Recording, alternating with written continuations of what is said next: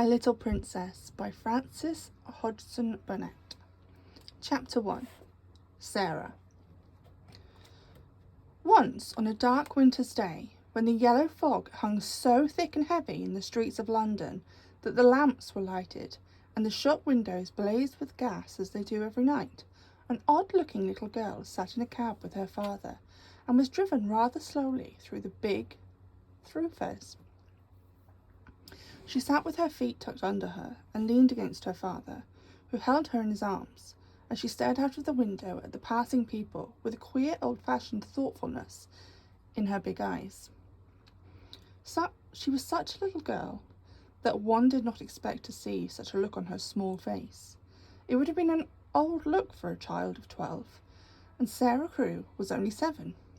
The fact was, however, that she was always dreaming and thinking odd things, and could not herself remember any time when she had not been thinking about things, about grown-up people and the world they belonged to. She felt as if she had lived a long, long time. At this moment, she was remembering the voyage she had just made from Bombay with her father, Captain Crewe. She was thinking of the big ship, of the lascars passing silently to and fro on it, of the children playing about on the hoop deck, and of some young officers' wives who used to try and make her talk to them and laugh at the things they said. Principally, she was thinking of what a queer thing it was that at one time one was in India in the blazing sun, and then in the middle of the ocean, and then driving in a strange vehicle through strange streets where the day was as dark as the night. She found this so puzzling that she moved closer to her father. "Papa," she said in a low, mysterious little voice which was almost a whisper. "Papa." "What is it, darling?" Captain Crewe answered, holding her closer and looking down into her face. "What is Sara thinking of?" "Is this the place?" Sara whispered, cuddling still closer to him. "Is it, Papa?" "Yes, little Sara, it is. We have reached it at last." And though she was only 7 years old, she knew that he felt sad when he said it. It had seemed to her many years since he had begun to prepare her mind for the place, as she always called it. Her mother had died when she was born, and she had never known or missed her. Her young, handsome, rich, petting father seemed to be the only relation she had in the world.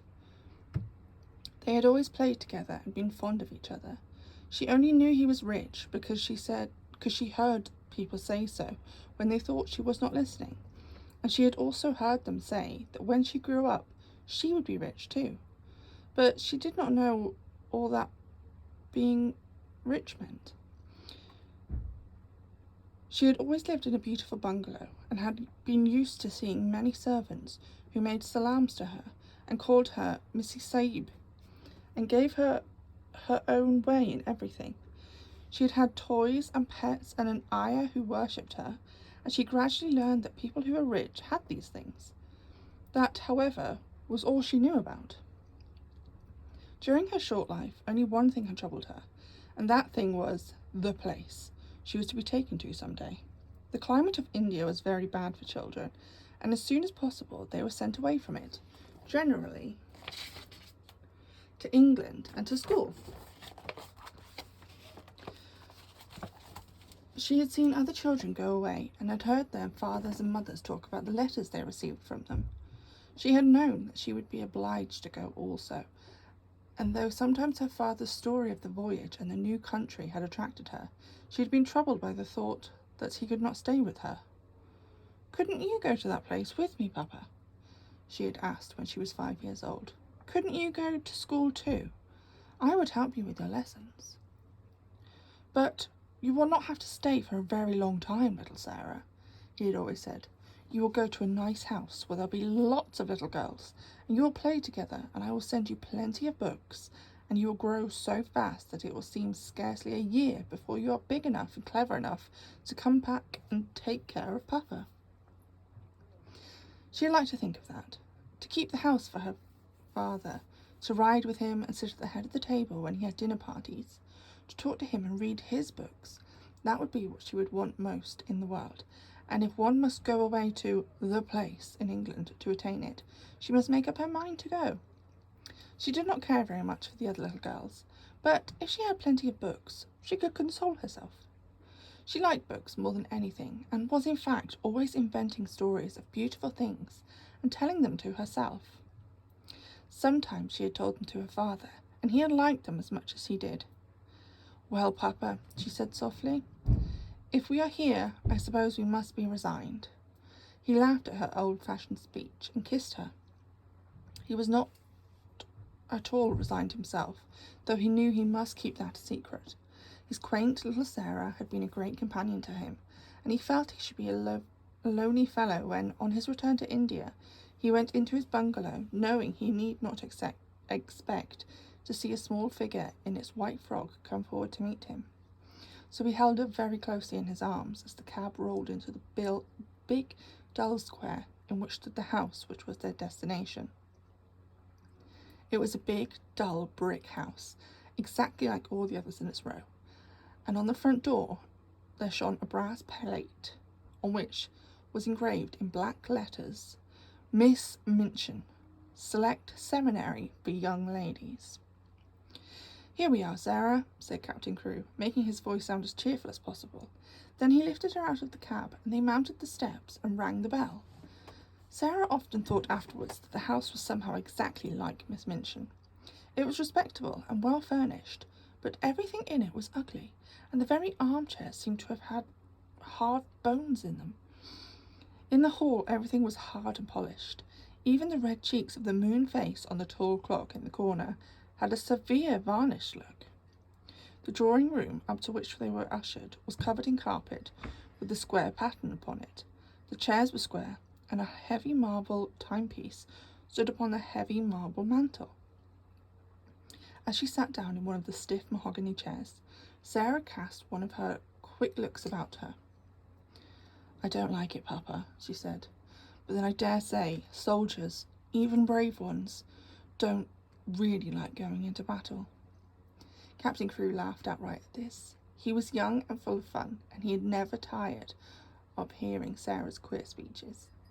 "Oh, little Sara," he said, "what shall I do when I have no one to say solemn things to me? No one else is as solemn as you are." "But why do things make you laugh so?"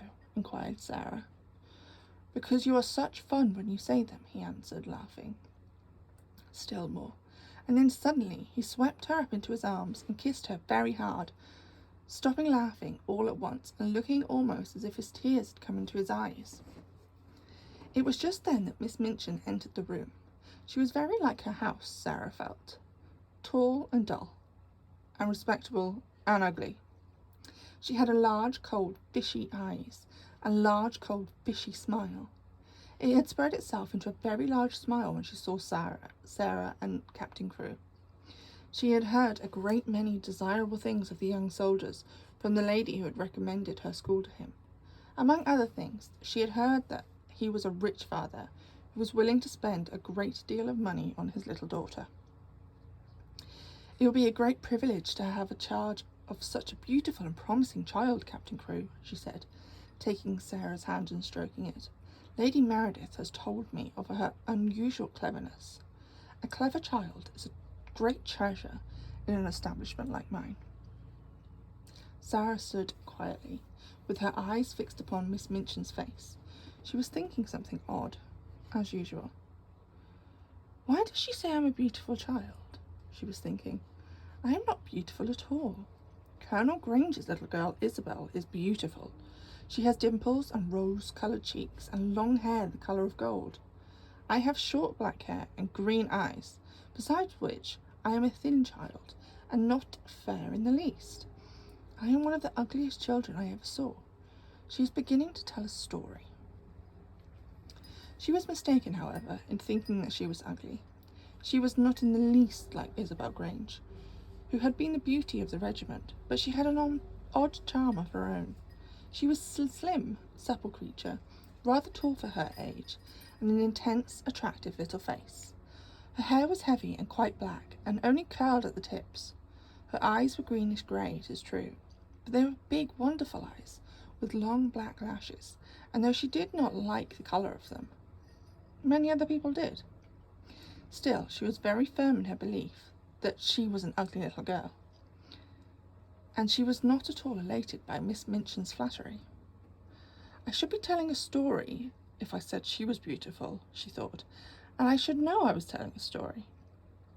I believe I'm as ugly as she is, in my way. What does she say that for?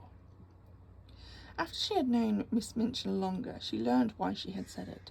She discovered that she said the same thing to each papa and mamma who brought their child to the school. Sara stood near her father and listened while he and Miss Minchin talked. She had been brought to the seminary because Lady Meredith's 2 little girls had been educated there, and Captain Crewe had a great respect for Lady Meredith's experience. Sara was what to be known as a parlour boarder, and she was to enjoy even greater privileges than the parlour boarders usually did. She was to have a pretty bedroom and sitting room all of her own.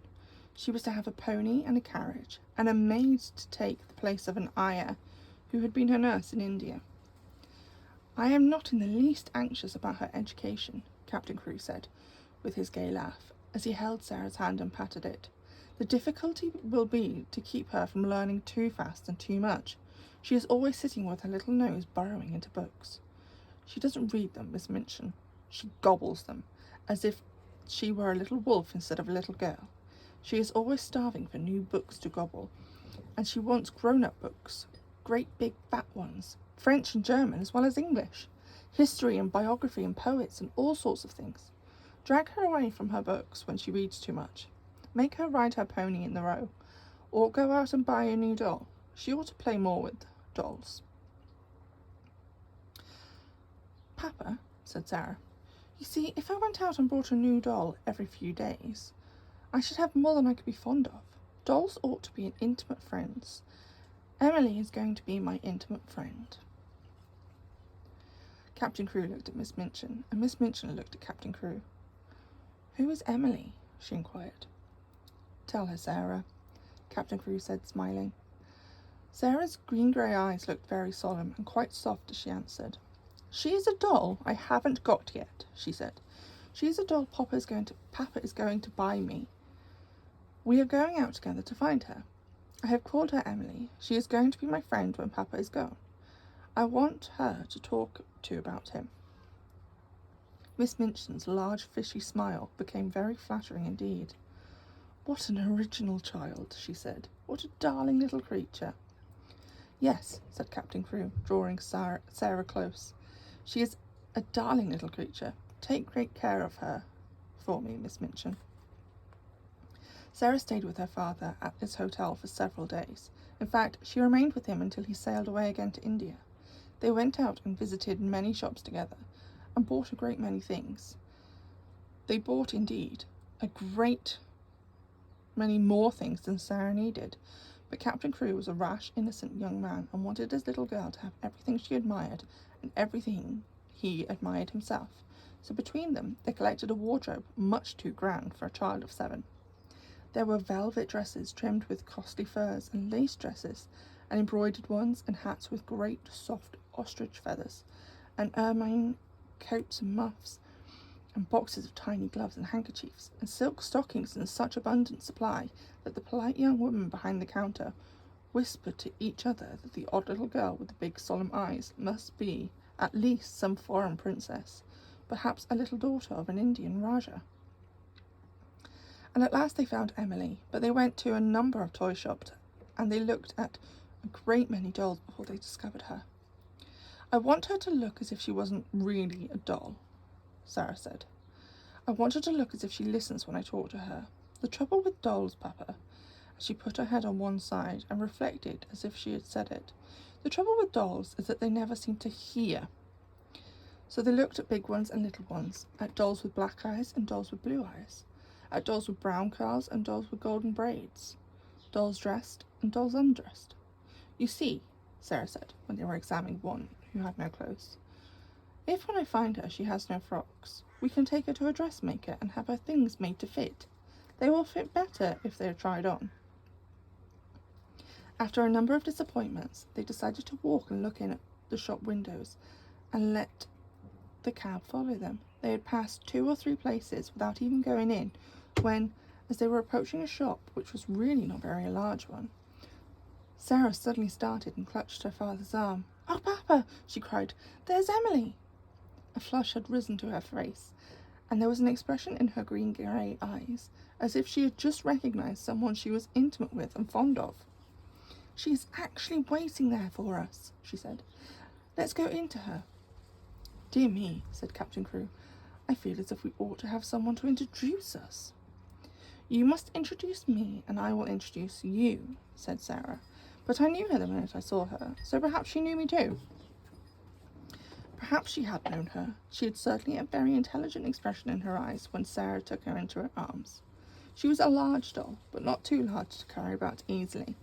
She had naturally curly, golden brown hair, which hung like a mantle about her, and her eyes were deep, clear grey-blue, with soft, thick eyelashes, which were real eyelashes and not mere painted lines. "Of course," said Sara, looking into her face as she held on to her knee. "Of course, Papa, this is Emily." So Emily was bought and actually taken to a children's outfitter shop and measured for a wardrobe as grand as Sara's own. She had lace frocks too, and velvet and muslin ones, and hats and coats and beautiful lace-trimmed underclothes, and gloves and handkerchiefs and furs. "I should like her always to look as if she was a child with a good mother," said Sara. "I am her mother, though, and I am going to make a companion of her." Captain Crewe would really have enjoyed the shopping tremendously, but that, a sad thought, kept tugging at his heart. This all meant that he was going to be separated from his beloved, quaint little comrade. He got out of bed in the middle of the night and went and stood looking down at Sara, who was asleep with Emily in her arms. Her black hair was spread out on the pillow, and Emily's golden brown hair mingled with it. Both of them had lace-ruffled nightgowns, and both had long eyelashes which lay curled up on their cheeks. Emily looked so like a real child that Captain Crewe felt glad that she was there. He drew a big sigh and pulled his moustache with a boyish expression. "Hey-ho, little Sara," he said to himself. "I don't believe you know how much your daddy will miss you." The next day he took her to Miss Minchin's and left her there. He was to sail away the next morning. He explained to Miss Minchin that his solicitors, Messrs. Barrows and Skipworth, had charge of his affairs in England and would give her any advice she wanted, and that they would pay the bills she sent in for Sara's expenses. He would write to Sara twice a week, as she was to be given every pleasure she asked for. "She is a sensible little thing, and she never wants anything it isn't safe to give her," he said. Then he went with Sara into a little sitting room, and they bade each other goodbye. Sara sat on his knee and held the lapels of his coat in her small hands, and looked long and hard in the face. "Are you learning me by heart, little Sara?" he said, stroking her hair. "No," she answered. "I know you by heart. You are inside my heart." And they put their arms around each other and kissed as if they would never let each other go. When the cab drove away from the door, Sara was sitting on the floor of her sitting room, with her hands under her chin and her eyes following it until it had turned the corner of the square. Emily was sitting by her, and she looked after it too. When Miss Minchin sent her sister, Miss Amelia, to see what the child was doing, she found she could not open the door. "I have locked it," said a queer, polite little voice from inside. "I want to be quite by myself, if you please." Miss Amelia was fat and dumpy, and stood very much in awe of her sister. She was really the better-natured person of the two, but she never disobeyed Miss Minchin. She went downstairs again, looking most alarmed. "I never saw such a funny old-fashioned child, sister," she said. "She has locked herself in, and she is not making the least particle of noise." "It is much better than if she kicked and screamed, as some of them do," Miss Minchin answered. "I expect that a child as much spoiled as she is would set the house in an uproar. If ever a child was given her own way in everything, she is." "I've been opening her trunks and putting her things away," said Miss Amelia. "I never saw anything like them. Sable and ermine on her coats, and real Valenciennes lace on her underclothing. You've seen some of her clothes. What do you think of them?" "I think they're perfectly ridiculous," said Mrs. Minchin sharply, "but they will look very well at the head of the line when we take the school children to church on Sunday. She has been provided for as if she were a little princess." And upstairs in the locked room, Sara and Emily sat on the floor and stared at the corner round which the cab had disappeared, while Captain Crewe looked backwards, waving and kissing his hand, as if he could not bear to stop.